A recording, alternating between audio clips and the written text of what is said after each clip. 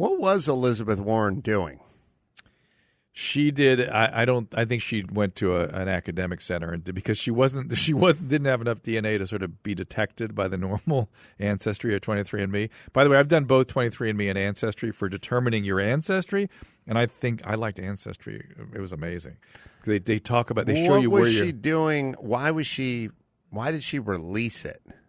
Because I think she believed that it proved her point, which was extraordinary. I don't mind her releasing it. Why did her people let her release it? What I found extraordinary. Well, you guys tell me. I'm gonna include Gary and Matt. I was on Greg Gutfeld the other night, and he tested himself too, and he was like 200 times more North American Indian than Elizabeth Warren. Can you, Gary, Matt, and Drew? Yeah. I'm gonna posit this thought, and you tell me if you think this is right. All right. Elizabeth Warren has made this claim, and she's actually done something which I very much hate, which is she's put it down on paper and try to get into the faculty and use it. She's trying to use it. The faculty at Harvard has her under the category of women of color, right? Amongst their faculty. Fantastic. Now, I don't think this is a great plan because A, it can be used and abused like it is, and B, I don't want to break everyone off into everything all the time. It drives me insane. Your friends on the other side of your point of view would argue that it's an appropriation of other people's stuff. Not only is it used and abused and fragmentation, but it's an appropriation of somebody who would like to claim that or who deserves it. Right. So now she gets this test because theoretically she's going to run for president and she's going to have to deal with this. And the test comes out somewhere between, 1/64th and 1/1000th or something, right? And then I hear that the average American has more DNA, Native American DNA, than her. So now she's actually behind America. Right. Okay. Right.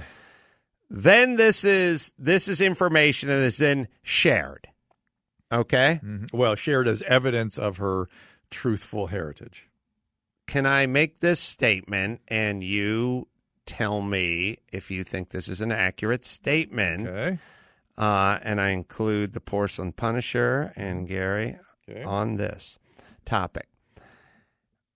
Would you share this information that it basically refutes your claim? It's sort of statistically is embarrassing. Would you share this if you didn't think the people you were sharing it with were on your side? Unless you thought it actually proved your point. You don't think that because we're looking at numbers. But that's the craziness, I think, Adam. I think they believe it. You read the Los Angeles Times and it says statistical evidence that Elizabeth Warren is blah, blah, and then you get way down the page and it's like, oh, she's not. Oh, I think you think that people are going to report it in your favor because it's the press that's going to report it. I think, and I can't remember what the Times said, but it's interesting. If you're Elizabeth Warren, you are not sharing this piece of damning information. Now, look, Bill O'Reilly's not going to talk about it in any glowing terms on his podcast, and neither is Greg Gutfeld. But but the major outlets and sources, and I don't know that it worked. I don't think it worked. I think it backfired. Oh, it completely backfired. But do you know why? But why would you share it unless you thought they were going to be on your side or were on your side? Correct. Ultimately, she thought whoever got this information would go, oh, see, she's proved it. Why would she think that about a publication? Part of the problem is that no one in her team investigated how people determine North American Indian heritage. Turns out each tribe has their own definition, that it's somewhere between 1/8 and 1/64th, but I think Cherokee you have to be 1/8 or 1/16, something like that. And to be Cherokee, you have to be register with the Indian Affairs, National Indian Affairs organizations, and be able to trace your heritage back to a particular person to be able to claim Cherokee. I don't think she needed that level of authenticity. But that's that's basic. No, I get it, Cherokee. but I think she just wanted to go, I'm 10%.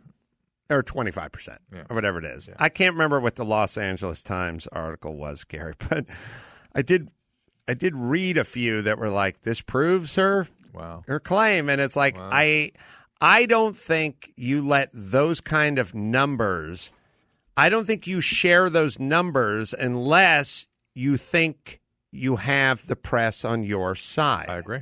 Okay, so she must have had that a thought. nod from somebody. But I think no, it's not a nod from somebody. It's a wink and a nod that, look, you may get some shit from Wall Street Journal and you may get some shit from Fox, but LA Times got my back and New York Times got my back. I think that's what, and they're going to get out there. But she didn't anticipate the issue of appropriation and how far off the mark she was. She didn't realize that. Nobody researched what those organizations also, would feel about this. What is it? Tribes. Really, what do you even, the sort of big picture, what are you doing?